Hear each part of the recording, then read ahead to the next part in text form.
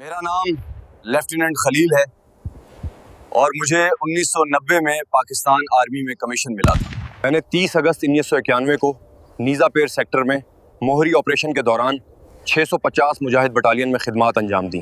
میری بہادرانہ خدمات کے دوران میں نے جام شہادت نوش کیا، جس پر مجھے تمغہ جرأت سے نوازا گیا۔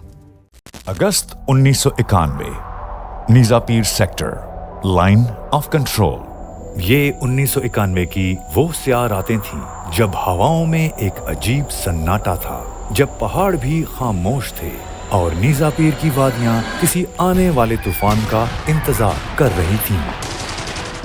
ان بلند و بالا چٹانوں کے درمیان ایک مورچہ تھا، چھوٹا، تنہا مگر ناقابل تسخیر موہری پوسٹ، ایک آخری قلعہ، ایک آخری دفاعی لکیر، اور وہاں اپنی جانوں کا ہتھیار تھامے سینے پر ایمان کا قلعہ لیے کھڑے تھے وہ سپاہی جنہوں نے تاریخ کا رخ موڑ دینا تھا، اور ان سب کے آگے ایک نوجوان، ایک رہنما، ایک افسر، لیفٹیننٹ خلیل۔ نیزا پیر سیکٹر کشمیر کے پہاڑی سلسلے میں واقع ایک ایسا مقام ہے جو صرف جغرافیہ نہیں بلکہ عسکری لحاظ سے ایک فیصلہ کن نقطہ ہے۔ یہاں موجود بٹوری بلج پاکستان فوج کے لیے رسد، نقل و حرکت اور رابطے کا بنیادی ذریعہ تھا۔ اگر یہ بلج دشمن کے قبضے میں آ جاتا تو نہ صرف پاکستانی دفاعی لائنز کٹ جاتی بلکہ پوری کی پوری فرنٹ لائن منڈھار سے لے کر چکوٹی تک دشمن کے زد میں آ جاتی۔ موہری پوسٹ، جو کہ نیزا پیر کے آخری سرے پر واقع ہے، 3 اطراف سے بھارتی قبضے میں تھی۔ یہ پوسٹ دشمن کے نرغے میں ایک تنہا قلعہ تھی، لیکن اگر یہ قلعہ گر جاتا تو صرف مٹی نہیں، پاکستان کا دفاع بھی زمین بوس ہو جاتا۔ مئی سے اگست 1991 دشمن کی چالیں واضح ہو چکی تھیں۔ بھارتی فوج نے گشت بڑھا دی، توپیں شہری علاقوں میں نصب کی اور معصوم دیہاتیوں کو ہدف بنایا۔ پہاڑوں میں گونجتے گولے، راتوں کی خاموشی میں چھپتے بچے، اور ہر جانب پھیلی بے بسی ایک طوفان تھا جو قریب آ رہا تھا، لیکن پاکستان خاموش نہ رہا۔ موہری پوسٹ کو صرف ایک پلٹون کی نہیں بلکہ ایک کمپنی کی قوت دے دی گئی، اور اللہ نے پاکستان کو ایک نڈر سپہ سالار دیا، لیفٹیننٹ خلیل، ایک ایسا افسر جو صرف حکم نہیں دیتا تھا بلکہ اگلی صفوں میں لڑتا تھا۔ وہ صرف جوانوں کا قائد نہیں تھا، ان کا حوصلہ بھی تھا۔ 26 اگست دوپہر کے بعد دشمن نے اپنے پہلے بڑے حملے کا آغاز کیا۔ 19 پنجاب ریجیمنٹ آرٹلری، مارٹر اور راکٹ لانچرز کے ساتھ حملہ آور ہوئی۔ زمین لرزنے لگی، آسمان دھواں دھواں ہو گیا، مگر موہری پوسٹ کا 1 انچ بھی پیچھے نہ ہٹا۔ لیفٹیننٹ خلیل، جو خود اگلی خندق میں موجود تھا، اپنے جوانوں کو مسلسل حوصلہ دیتا رہا۔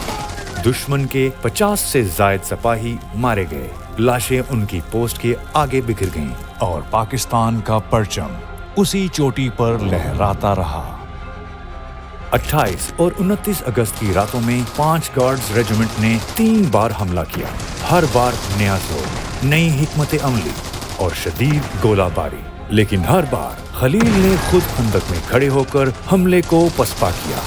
اس کی قیادت، اس کے نعرے اور اس کی موجودگی نے نوجوانوں کے قدم جمائے رکھے۔ 30 اور 31 اگست کی درمیانی رات کو دشمن نے مزید 2 ریجیمنٹس، 15 راجپوت اور 15 سکھ کو اتارا، لیکن موت کا خوف وہیں جا ٹھہرا جہاں خلیل کھڑا تھا۔ دشمن پسپا ہوتا رہا اور موہری پوسٹ ناقابل تسخیر بن گئی۔ 30 اگست کی رات ایک ایسی رات جو تاریخ میں سنہری حروف سے لکھی گئی۔ دشمن نے فیصلہ کیا کہ اس بار موہری پوسٹ کو روند ڈالنا ہے۔ 2 بٹالینز، توپ خانے کی شدید فائرنگ اور بارش جیسے گولے برسائے گئے۔ خلیل نے جوانوں کو ایک بار پھر حوصلہ دیا، یہ زمین ہماری ہے، یہاں دشمن کی لاشیں گریں گی پر ہم نہیں ہٹیں گے۔ گولیاں ختم ہو گئیں، بارود ختم ہوا، لیکن خلیل کا حوصلہ نہ ٹوٹا۔ صبح 7 بجے تک اس نے دشمن کو روکے رکھا۔ جب آخر میں بندوق خاموش ہوئی تو خلیل نے مٹی اور پتھر اٹھائے، وہی پتھر جو دشمن کی بندوق سے زیادہ مضبوط نکلے۔ دشمن کا ایک سپاہی جب قریب پہنچا تو خلیل کے ماتھے پر گولی لگی، وہ زمین پر گرا۔ لیکن آج بھی تاریخ گواہ ہے، وہ جھکا نہیں، شہادت کے بعد بھی उसके हाथों में पत्थर थे। वो आखिरी मुजाहिद के आखिरी हथियार बने। खलील की शहादत एक चिंगारी थी जिसने पूरे महाज को आग में बदल दिया।